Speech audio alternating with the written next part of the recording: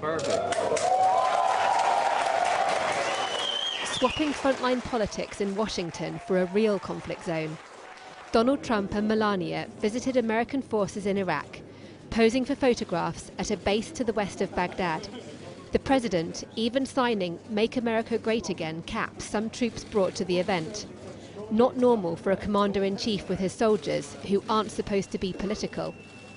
Speaking in a hangar, Trump defended a surprise decision to pull his military out of neighboring Syria. There will be a strong, deliberate, and orderly withdrawal of U.S. forces from Syria. Very deliberate, very orderly, while maintaining the U.S. presence in Iraq to prevent an ISIS resurgence and to protect U.S. interests, and also to always watch very closely over any potential reformation of ISIS, and also to watch over Iran. The president said countries in the region should step up to resolve the conflict in Syria. He also said the United States wouldn't be a global policeman, a comment that will likely revive concern within NATO over US commitment to the alliance.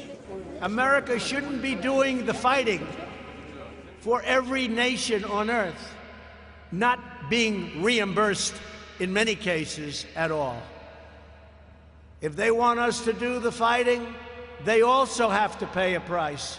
And sometimes that's also a monetary price. So we're not the suckers of the world. We're no longer the suckers, folks.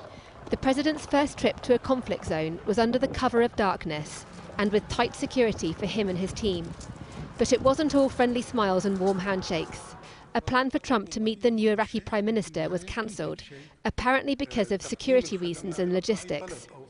The two men instead spoke by phone. President Trump will be hoping for positive headlines following his first visit to a conflict zone. But when he arrives back here in DC, he will still face questions over his decision to withdraw all US troops out of Syria, especially if there is any sign of Islamic State trying to regroup in that country. Trump lost his Defense Secretary James Mattis last week in protest at the Syria withdrawal. Security at home is also on Trump's mind, after a row with Democrats over funding for a wall along the US border with Mexico triggered a partial government shutdown now in its 5th day. If Trump's feeling the pressure, he's not letting it show, stopping off in Germany on his way back from Iraq to visit US troops based there. More selfies and grins on display.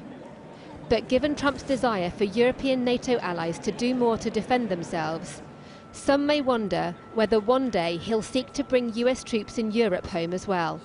Deborah Haynes, Sky News, Washington.